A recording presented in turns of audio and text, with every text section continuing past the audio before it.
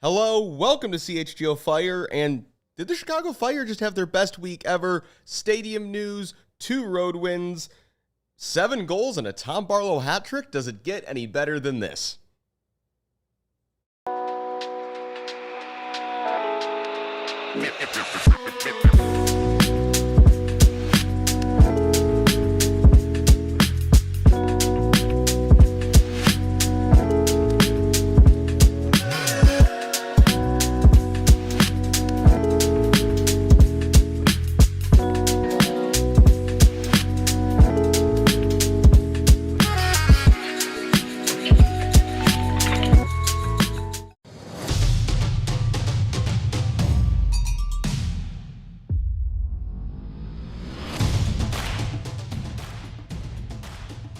Hello and welcome to a brand new episode of CHGO Fire presented by Sunnyside. Visit sunnyside.shop for bright buys every day, including 50% off your first 3 online purchases. Enter promo code HICHGO at checkout to qualify. Exclusions apply. Sunnyside Cannabis Dispensary, bright buys every day, only for 21 and older or Illinois medical card holders.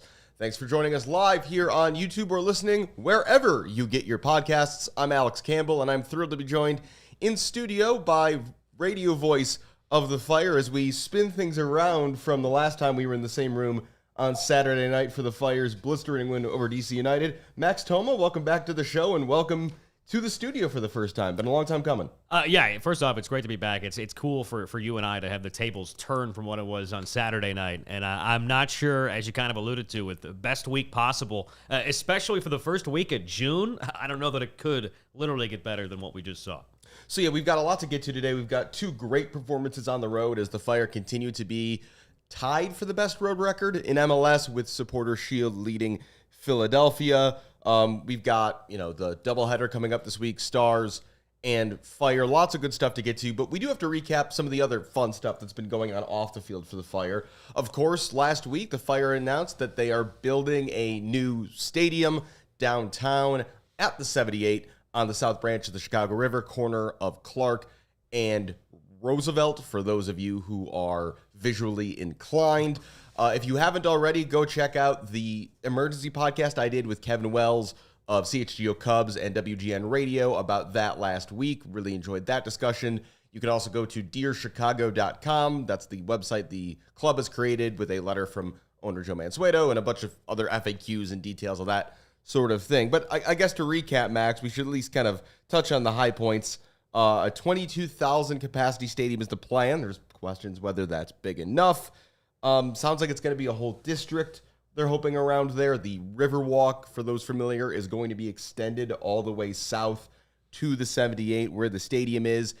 This is a building that's going to basically be kitty corner to a L stop that intersects like 4 different lines of the L. Lots to like about this. It's really exciting. What was your initial reaction when we finally got this news after kind of months of whispers? I mean, you had to be thrilled. I mean, the timing was perfect with the team playing so well. It was also kind of interesting that it came on the midst of a 5-game road trip. We find out some news about the future home, but best plot of land available in proximity to downtown Chicago on the South Branch of the river, fully privately funded. I mean, this is one that everybody, whether you're a fan of the team or just a citizen of the great city of Chicago, you got to be thrilled about, right? New sporting venue, soccer specific, $650 million that's not coming from any taxpayer or anything. I mean, it checks all of the boxes of being perfect, and it's just another promise from Joe Mansueto that he has fulfilled. And you and I kind of talked about it on Saturday, how many new owners come in and promise X, Y, and Z, and then maybe you get X, but not the latter 2, or maybe you never get any of that once they're in that seat and that controlling power. But I mean, we've seen high-level signings, bringing in Greg, the new training facility, new stadium. You're running out of big check marks to cross off the list. Yeah, and again, this is a team that wants to be building toward a championship, and I'd be interested because they would never say off the record that they wouldn't want to win in the next couple of years. But you'd imagine the dream would be that 2028 season is kind of about the point where they feel they are really there as a top echelon team in MLS and are at a point in this project where they can be competing for championships. So yeah, it's incredibly exciting news.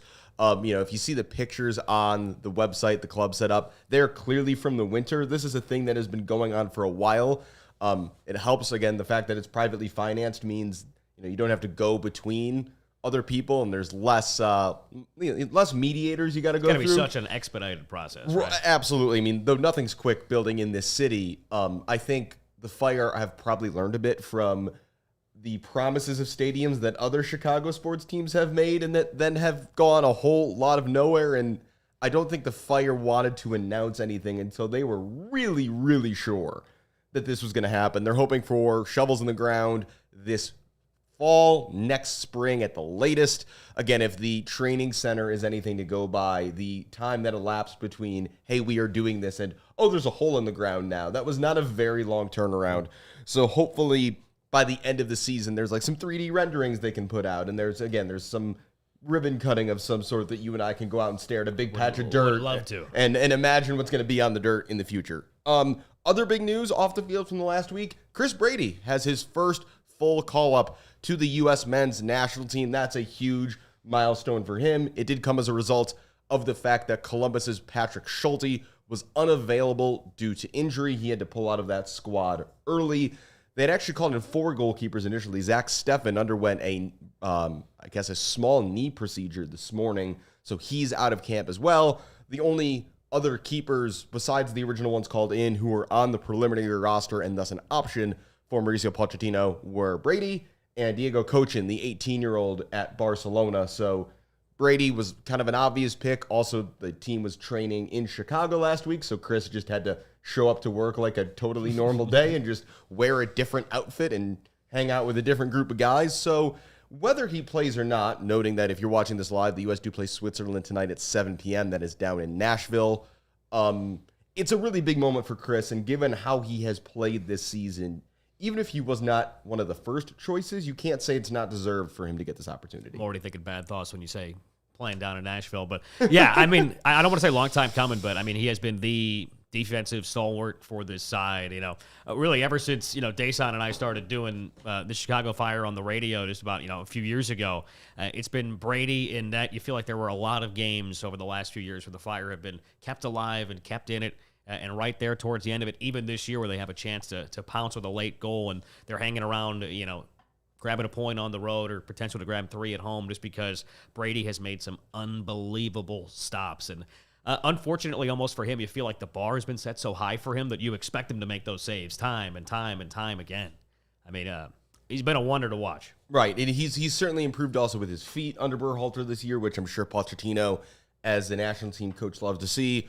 The other keepers in camp are Matt Turner, kind of been the incumbent stalwart for a while, and Matt Freese of NYCFC, who is finally getting a real look after having just a ridiculous 2024 MLS season where I think he stopped something like 10 goals more than expected based on the expected shots on target he faced, and then still couldn't get a look at first. So good for him. He got the full 90 in that 2-1 loss to Turkey the other day. Again, we'll see what happens tonight. Will Pochettino want to give Brady some time to get a look at him? Will he go to Turner as the reliable guy? I'm not sure if Matt Turner's pending move to Olympique Lyonnais in France has any bearing on any of this. But again, lots of moving pieces and a big opportunity for Chris. He is going to miss a total likely of 5 games. He's already missed 1, the game against DC this past weekend. He will then miss home versus Nashville this weekend, home versus Philly on the 25th. The Fire finally play a midweek game, but it's after they get a weekend off because their schedule doesn't make any sense. Home against Charlotte on the 28th, and at Cincinnati on July the 5th. There is a bit of a soft landing when he comes back in because the first game back after the Gold Cup final would be at Minnesota on that following Tuesday in the Open Cup. So if the U.S. makes the final, I don't think I'd expect Chris to go from playing in the final or being at the final on the weekend to being in St. Paul on Tuesday. I assume they would just roll with Jeff Gall and Brian Dowd for that. And then home against San Diego on July the 12th is the first game. You can probably expect Chris Brady to be back in the Fire net. Obviously, we'll talk about this more, Max, when we get into the Fire's win over DC United that Jeff Gall went in goal for. But it's pretty black and white. This is going to be Jeff Gall's job, and the Fire's form over this next month is going to probably rely pretty heavily on how well Gall can, just kind of hold his ground in that time and, at least not be a negative for the Fire. Yeah, absolutely. I mean, we called it, it's going to be Jeff Gall time. It was really going to be Jeff Gall month here in June. And it's got to be nice for him. There's not really a whole lot of pressure because he knows it's him for the next handful of weeks. He knows Brady is away. He knows how well the team's been playing. But on Saturday versus DC, and we'll get into the game, it's almost like the best defense to get pressure away from him was a good offense. You score that many goals, there's not going to be a lot of emphasis on how the goalkeeping play was.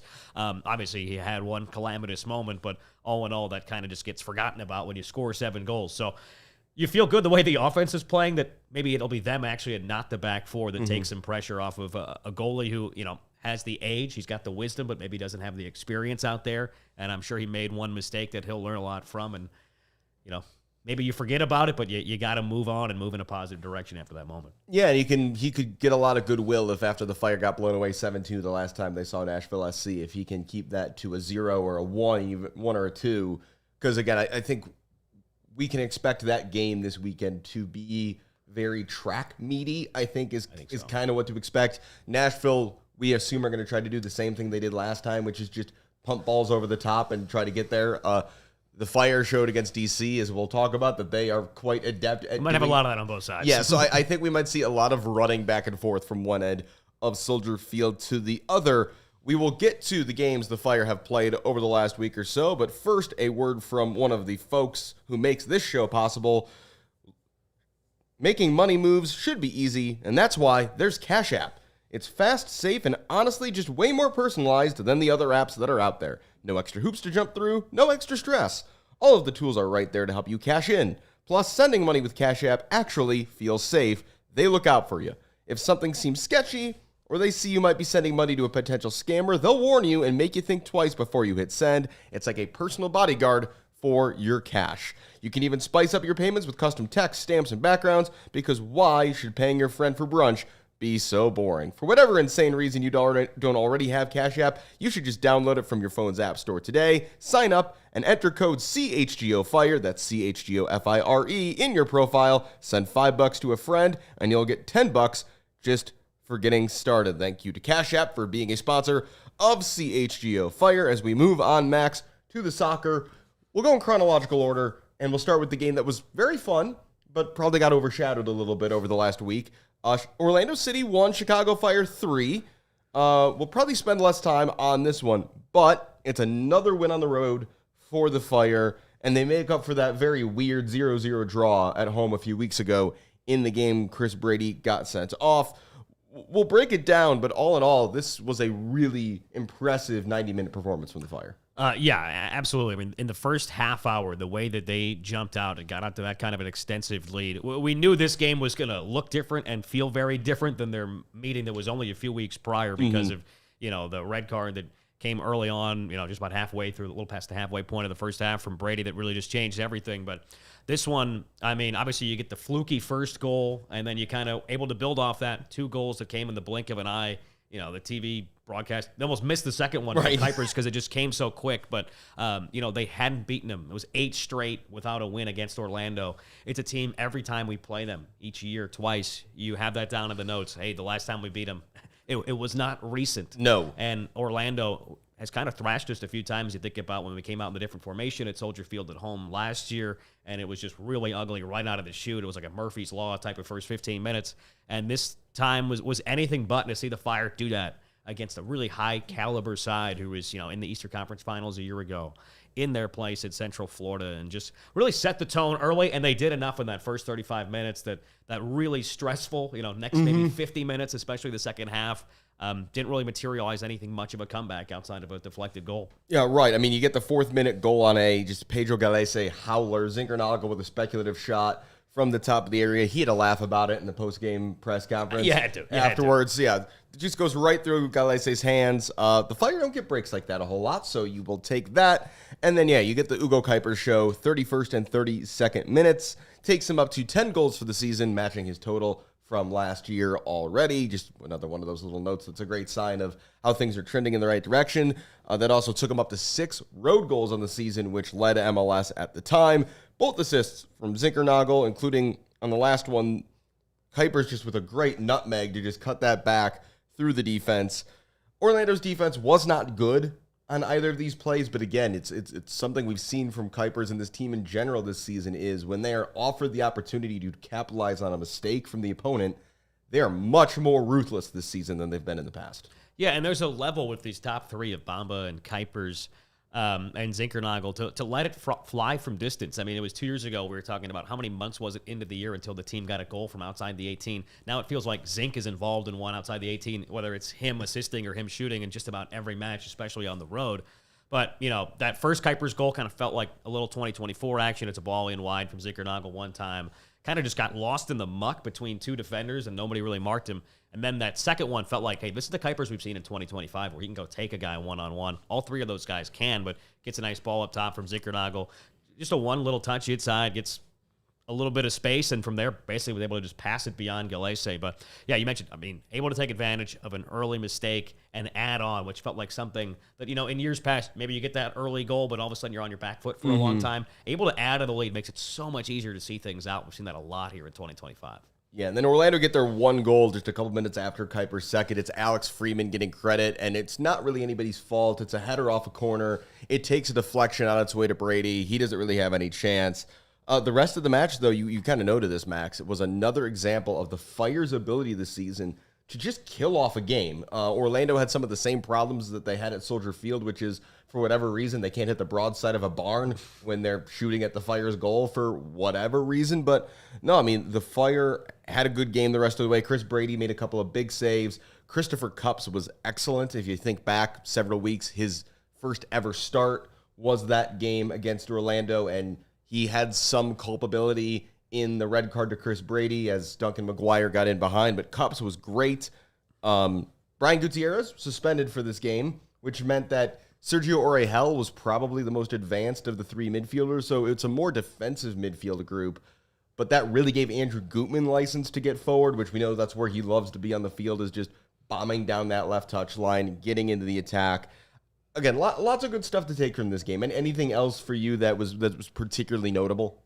You just mentioned in Gutman. I'm sure we'll get to him a lot more as we get to the game we just saw over the weekend. But, you think about to some of the post-game press conferences that Frank gave last year about not having that healthy left back that can get forward on his left foot and get involved into the attack and set up guys, and just to see a healthy Gutman this year has been phenomenal. We know his story. We know that injury that was, 2.5 minutes into the opener at Philadelphia a year ago. To see what he's been able to do, it's kind of gone under the radar because we haven't been talking a ton about the defense, just because, the Cuypers numbers, the Zinkernagel numbers have been unbelievable, and Joe Bamba's kind of just right in behind him, and we've had a lot of great midfield play, but Andrew Gutman has been a revelation back there in that spot. Yeah, you mentioned in Klopas' comments last year, it was one of those odd things when everybody kind of realized that the entire tactical idea that the Fire were going for last season kind of hinged on Andrew Gutman's role in it, and then as soon as he was gone, the entire house of cards fell down, and he's showing why he's so important, but again, you don't want to have everything rely on the left back, although he's been fit so much this season and done such a good job.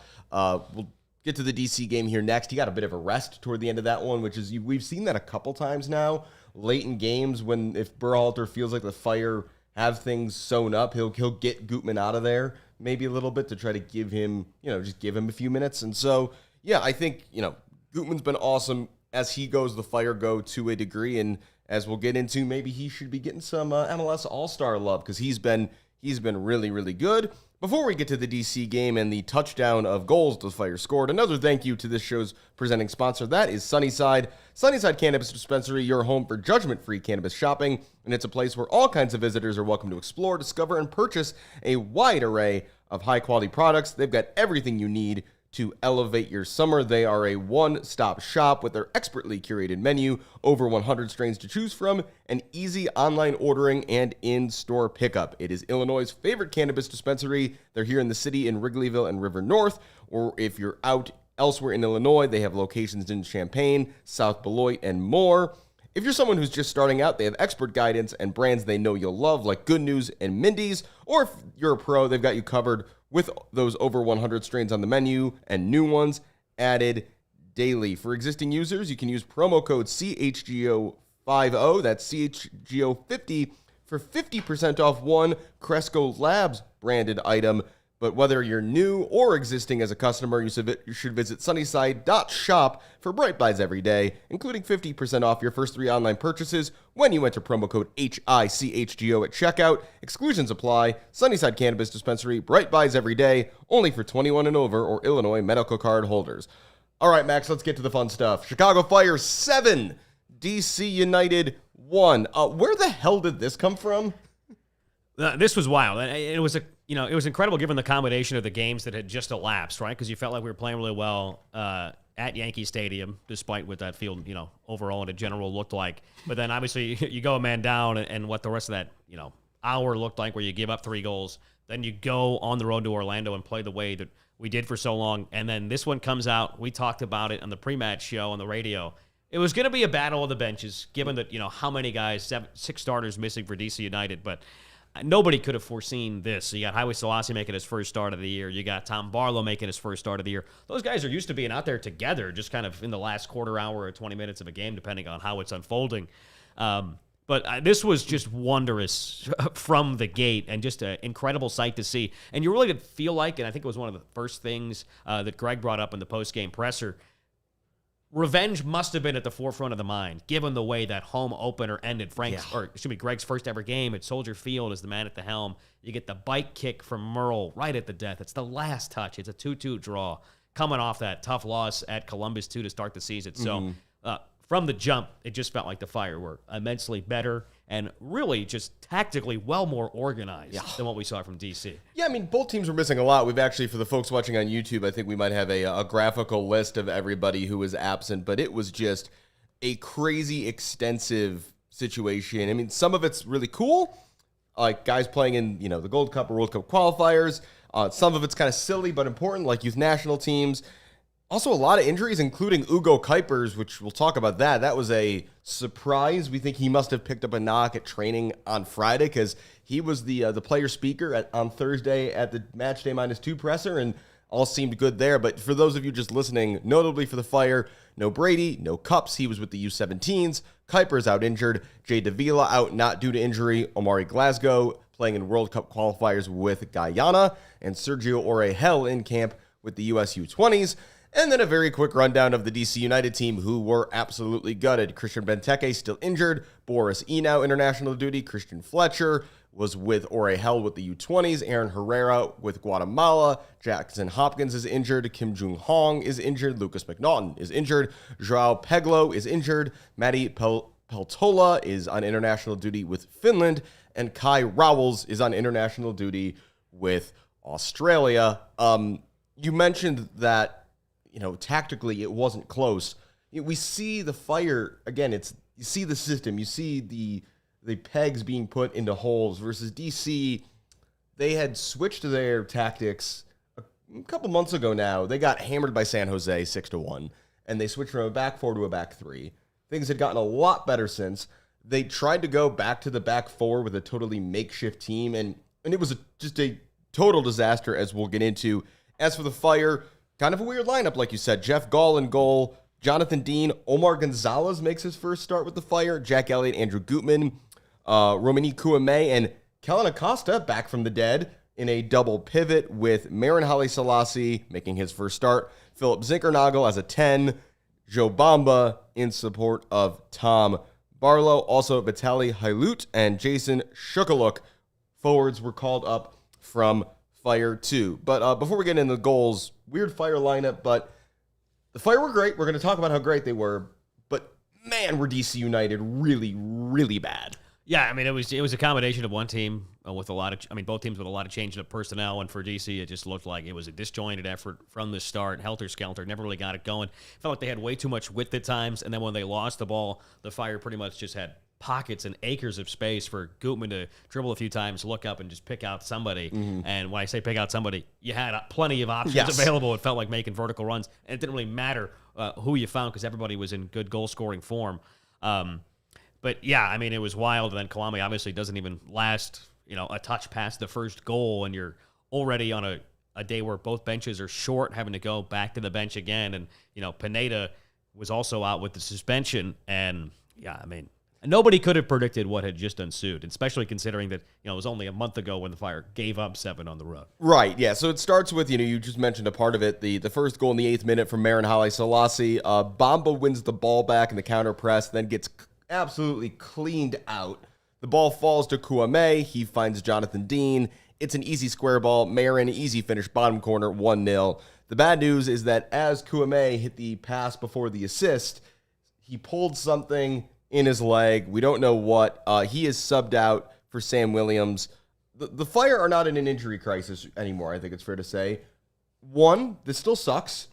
2, is it just about the tactics that it wasn't Brian Gutierrez who came off the bench? Because I think positionally Sam Williams made more sense as a choice, but I'm sure Guti had to be thinking, oh, maybe I can get out there here early, and I didn't get the start, but I'm gonna get myself 80 minutes. Yeah, it's interesting, and whether that's maybe an accountability thing and earning back trust for Guti, who obviously up a goal had that moment where maybe it was just a little bit of a mental lapse, which we've seen a couple times this year, that mistake he made on the road in New York City, but.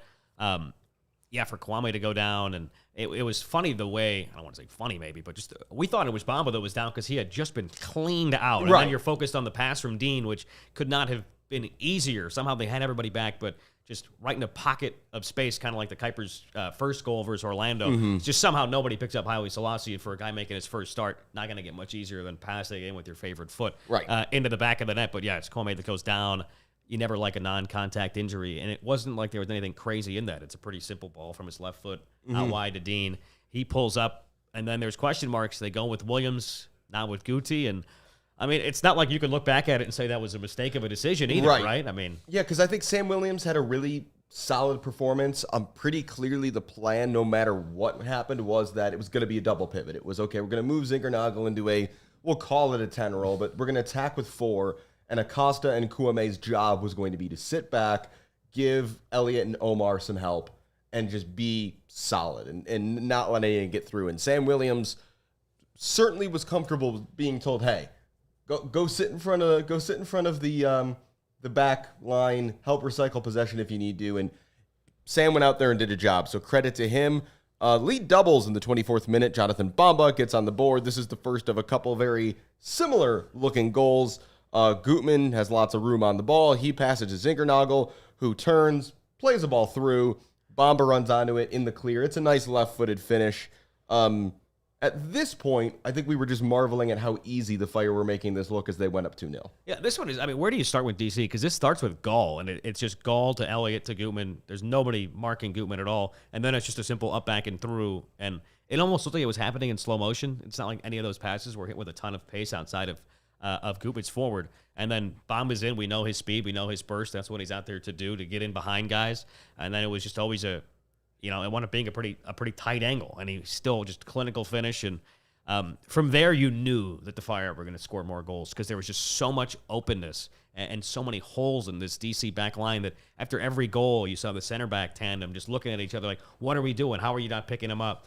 And they just looked confused and discombobulated all day. If you could have a timeout, I'm sure they would have burned one right after that goal and said, hey, we need to regroup and recalibrate. You don't get timeouts. So it just continued to get worse in that first half. Yeah, Bartlett and Tubbs, the DC center backs, were all over the place. And in both these first goals, you see just the offside, like the back line is not straight at all. Like the first goal, Dean, I think it's Bartlett who's deepest. And Dean's pass goes behind Tubbs and in front of Bartlett because they are split so wide. Yeah. And then that's why Marin Haile Selassie is wide open, is because Tubbs and the right back, Antley, have stepped up and Bartlett hasn't. And then what you see on this goal is Tubbs follows Barlow into midfield, does nothing to break up the layoff he gives to Zinkernagel. And now Tubbs is way forward. Bamba goes in behind. And again, there's just a huge space of room there. DC were a mess. This got worse for them. 30th minute, Tom Barlow, goal number 1. Once again, Andrew Gutman is just sitting in all sorts of space. He just pumps a ball long. Like, this doesn't look like it's really aimed for anything. Gutman just launches this ball in behind the DC line. For those of you who didn't watch, to imagine this, Gutman is standing at basically his own 30-yard line on the near side of the field, and he just hits a rainbow ball that lands at about the opposing 30-yard line. Tom Barlow is the only one there. He runs onto it. It's a really, really simple finish. I think you talked about this is where DC would like to call a timeout before this, because after the second goal, the Fire clearly at this point have realized, all we need to do is just keep pumping this ball behind their back line, and there's going to be space. Yeah, and the tough thing is there were so many different avenues in which the Fire were beating him at that point in the game. And this one, not that it felt like cathartic, but it was almost like, hey, the Fire have been beaten with just a long ball over the top, just simply in a lot of games in which the Fire have looked very good for lengthy stretches, and then it's just one ball over the top, and boom, you get burned, and it's a goal, and you're just scratching your head, and you're like, wow, that last 30 minutes didn't mean anything. You know, just one ball over the top, and obviously we saw it countless times. I'm still dreaming of Saf Surridge just running straight and getting onto the end of it and finishing it home down in Nashville. This looked a lot like that. So exactly. So this one, it almost, there was a moment where you're like, oh, okay, we can do this too. It happens to other teams as well, and it's just one ball over the top. And, I mean, what a beginning for Tom Barlow. He gets the third goal, and he winds up having, obviously the best match of his career. Yeah, he scores again in the 44th minute right before halftime. This is Zinkernagel and Bamba this time, just kind of, you talked about earlier some passes not being played at that high speed.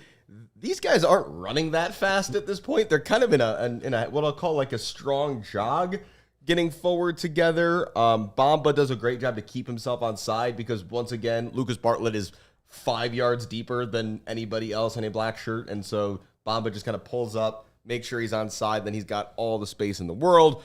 Haile Selassie curls all the way around. He overlaps Bamba. And then it's a really easy square ball for Barlow to pass into the bottom corner.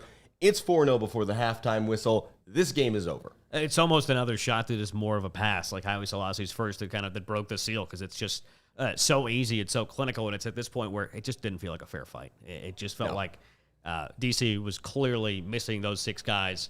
5-mile international duty. A Benteke-less DC United team always looks different. But it wasn't even really the attackers out there that were looking at nearly as, depleted and disorganized as that back four that just really never found their footing. Right. 57th minute here, as you referenced earlier, is your weekly Philip Zinkernagel involved goal from outside the box. This ties Zinkernagel with Cuypers with 6 goals on the road this season to lead MLS.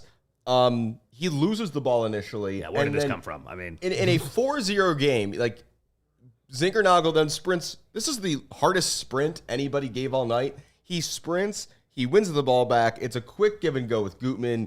He gets it onto his right foot, and it's a beautiful strike around the goalkeeper into the back of the net. On a night of lots of passes into bottom corners for pretty easy goals, this one stood out as this was the one really high quality. Oh, this was just a really nice shot. This wasn't because DC was just standing around. Yeah, because for having 7 goals, there wasn't a lot of highlight reel moments, which is, probably says a lot more about DC's effort on the night than anything else. But, this is one where Zink starts on the right side and then winds up sprinting all the way across, finishes on the left, just taps it back to Guti. Another tough one for the defense, because this was pretty much just Zinkernagel for a course of like 30 seconds meandering and marauding around the ball, and then eventually just gets onto it. And 7 straight road games in a row now with the goal contribution, club record, nearing, potentially tying in a couple of weeks the MLS record. It's just his ability, and a lot of these guys, I think the storyline is going to be, hey, can we take what we've done away from Soldier Field and now bring it home for this 3-match home stretch? Because the next few weeks, nothing but games in front of the home crowd in Chicago on the lakefront. And if you can match what you've done on the road, maybe not scoring 10 goals over the course of 2 games, but the results, the 3 points, the wins, this team's going to be really dangerous. See, clearly with the stadium announcement, what the Fire have figured out is we just need to be playing in a soccer-specific stadium, and that's the problem. It's a good selling point, yeah, really. The NFL stadiums are the problem. The Fire, very good in stadiums. And the baseball stadium obviously didn't work out. No, baseball stadium also bad. So yeah. The Fire are... That's one. Somebody create a table of teams based on games only played in soccer stadiums, and the Fire are right up there. Oh, yeah. They'd be pretty close. It's interesting. Eric in the chat mentions that Zink at the 10 was interesting. And I was going to make the point that I think what we saw was a lot of Bamba, Zinkernagel, Haile Selassie interchanging. And the reason for that is because we've seen Cuypers this season. Cuypers will drift. Cuypers will drift wide. He will pick up the ball. Tom Barlow ain't going to do that. Tom Barlow is going to stay central and be he's not really a target man in the traditional sense, but he's a bigger guy, and that's his game is more he's going to operate as kind of a poacher and stay central. What that then was balanced by is that the attacking three behind him were all very fluid. It also was made easier by the fact that you had Acosta and Williams, whose job was clearly stay home. You don't need, so you had a very structured back section, and then Barlow was kind of a focal point, and in between it was a little gray. So again, if Cuypers, who as Joe Chats reported from training today, Cuypers was not at training. If the Fire have to go into the Nashville game without their top scorer, I think we can just kind of assume that some of the rest of the lineup's going to change, but that front four is going to be the same. Because, yes, was DC good? No, they were terrible. But there's something there, and it worked. Yeah, and there's something to be said about the structure in the back and the freedom up top, because I think Zink and Bamba have kind of had that freedom, and they've kind of gone inverted a lot throughout the season, and that's kind of been when the Fire are at their best. But there's just such a dynamic nature to this attacking group that we just haven't seen in years past. And even with Barlow out there, and even with Haile Selassie, who, come this past winter, you never would have imagined would go into June without a start. He led the team in goals just 2 years ago, right? The season before Cuypers comes over. But yeah, I think you and I going into Saturday, that's probably the most I've anticipated and been curious as to what a starting 11 is going to look like, just because of the list of guys that were unavailable. Mm-hmm. And seeing Zeke in that 10 spot was the first thing that you're like, okay, it's probably him that catches your eye, and then Omar and Dean on the back line on the right side that catch you. But I mean, talk about pressing the right buttons. Right, absolutely. We're running a little low on time, so we'll pick up the pace here through the rest of this, because again, the game is over at this point. It's 5-0. DC get a goal in the 60th minute, bit of a speed bump. Jeff Gall just gets caught sleeping on the ball, gives it away. Dominic Baji gets a tap in. We talked about this earlier. A little worrying, given that he is the guy for the next month, but I think the approach here is to not mention this and forget it happened. Gall knows he screwed up, and hopefully it is smooth sailing from here. 5 minutes later, Tom Barlow hat trick. Barroso, who has come on and is at left back now. This is the break for Andrew Gutman I alluded to earlier. He just takes a shot. It's spilled by the goalkeeper. Somebody on DC attempts to clear it, and the ball goes about 2 feet. Barlow settles, scores easily. It is his first hat trick since 2018 when he was playing for Red Bulls 2 against Charleston Battery. One we all remember. Obviously. Yes, obviously. And it is the first player on the Fire to score a hat trick, and we've got a graphic for this for the YouTube audience, since Nemanja Nikolic against the Philadelphia Union in October 2017. On the list, now this is every hat trick in MLS history for the Fire.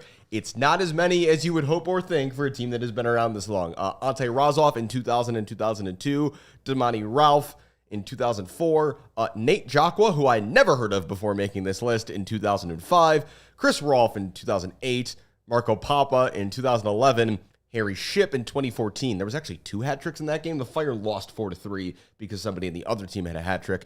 You get 2 in 2017, one from David Accam and one from Nemanja Nikolic. Then, just the 8-year gap until now. That's what stood out to me, is how long it had been since the last one. Yeah, there's a whole list of Fire things of the last time anything good happened was in 2017. That is just kind of the way it works. It's the year that keeps coming up. Yeah, with the Fire. They're kind of hoping that maybe this year or the years to come can make 2017 not seem so such of an anomaly. Then nothing happens for about 20 minutes or so, and in the first minute of stoppage time, the extra point is up and good. Brian Gutierrez, there he is, comes in, he scores. Him and Shukaluk, who's also subbed in to make his debut at this point, get on the break. Shukaluk runs in a straight line. This is real basic stuff here. He runs in a straight line until about 20 yards out from goal, plays a square pass to his left. Guti takes a touch, puts it into the bottom corner, and I think overall here, Max, this is a nice moment for Guti, and hopefully it's an invitation to turn the page, and hopefully this can be kind of the beginning of this transition into a period of greater responsibility and maturity for Brian Gutierrez. Yeah, and absolutely. I mean, got to build the confidence a little bit for him, too. He doesn't get many goals where he is the man being set up, and it's that easy of a finish, and Shukaluk obviously does all of the heavy lifting here, just a little bit. It's not a lot of heavy lifting, but just a little nice showcase of strength to get by the first man. I can't remember which defender it was. That was Bartlett or if it was somebody else, but just keeps going. And then the selflessness is what stood out to me on that play from Shukaluk, and it was kind of casual from Greg in the post-game presser where he was saying, hey, we called him on. We said, hey, go get a goal. He got an assist, and that's fine. But hey, heck of an assist in that time to make that play. Yeah, I mean, and again, it's Berhalter, dealing with the, playing the cards he's dealt. Again, I think what we saw from DC was, oh, well, I guess we'll throw this group out there. And we talked about this on the broadcast. I think they would have been so much better off sticking to the system they've been playing, that back three, and saying, do we have the ideal guys to play this? No. But what we're going to do is we're going to stick with what we've been doing. We're going to be really defensive, and we know we're at a disadvantage. Let's see if we can grind a 0-0 till halftime, make some adjustments, and then figure it out. Instead, they played the most porous 4-4-2 I've ever seen. There was space between players, space between lines. But credit to the Fire. They took care of business like Nashville against the Fire earlier in the season. If you got a team who's just completely dead on their feet, good teams punish that. And the Fire, you never know where playoff seeding is going to end up at the end of the year, and a +6 in one game helps. That said, we also talked about this on the broadcast. If you're a team in the MLS Cup playoffs and you are the higher seed, let's say in the first round against the Fire, which means the Fire get to play on the road twice, I'm not sure anybody's going to want to do that. No, I mean, it's been wild. And obviously, you would expect if the Fire make the playoffs and they get a home game that the crowd would be huge, because it's been a long time. We go back to that 2017 graphic, right? Right. But the Fire on the road, doesn't matter what kind of raucous atmosphere they're in, because that's when they're thriving. They're at their best. I mean, the two best goal contributors in MLS on the road are Cuypers and Zink, and they're pretty much just been hopping each other back and forth the last 2 weeks. Right, and it is kind of funny. The two road games of the Fire haven't won this season. We're getting blown out in Nashville and the New York City debacle. So, yeah, it's been a weird year. Before we get out of here, a reminder that this is doubleheader weekend. The doubleheader is back, maybe a little less publicized than the first time this happened, for a lot of reasons, one of them being the Stars are struggling right now. So the Stars host Seattle Reign at Soldier Field at 4 p.m. That is followed by the Fire against Nashville SC at 7:30. The only time the Fire have lost at all since that 7-2 was the Gutierrez red card in New York City. Last two games have both been 2-2 draws for Nashville. They are on a, just long run of 10 matches without defeat in all competitions. So they've hit a bit of a bump, but still, they've looked really good. They're up to 4th place in the Eastern Conference. The Stars, meanwhile, it's not good. They are 7 matches without a win. They have just 1 win all year. But hey, there is no better time to break that bad run. They looked better against Angel City out in Los Angeles over the weekend. They did concede an equalizer after going up 2-1. But it's an opportunity for some Stars fans to see the Fire if they haven't in a while. It's an opportunity for Fire fans to see the Stars. And even with no Mallory Swanson on display in the front half of the doubleheader, again, I really felt like the first one of these was an opportunity to build towards something. And then, of course, a whole bunch of off-the-field scandal and nonsense got in the way of that. But I personally just hope this can be the start of these two teams beginning to build a new, better relationship. Yeah, absolutely. It'd be nice to have that symbiotic relationship, and also just have, any Chicago fan of soccer. This is the perfect day to come out to Soldier Field, right? It's summertime. It's going to be warm. The Fire are playing great. Stars looked better last week. Like you said, they were down, then they were up, and then obviously, what happened towards the end of that match. But it's going to be a super exciting night. I haven't looked at the forecast, but, knock on wood, I imagine it looks good for Saturday. And it should be a thrilling day of soccer on the lakefront. Absolutely. And so, yeah, it should be a good day. If you're able to go out to Soldier Field, 2 for the price of 1 situation, 1 ticket gets you in to both games. And you might see a ton of goals. I mean, one way or the other, that Fire game sure feels like it's going to be a lot of offense. That is going to do it, though, for this edition of CHGO Fire. Thank you to Max Thoma for coming into the studio today. Great to have you along. Yeah, so, thanks so much for having me. Always a pleasure, always a treat. And the Fire are thriving, coming off the best week in a long time. Best week in a long time, and if they have another week this good, we'll have to have you back. Thank you to Katie behind the scenes, running the production for us today. Couldn't do it without her. Thank you to all of you, whether you've been listening wherever you get your podcasts or watching us live on YouTube. I'm Alex Campbell. This is CHGO Fire. We'll see you next time. We all silly like the mayor.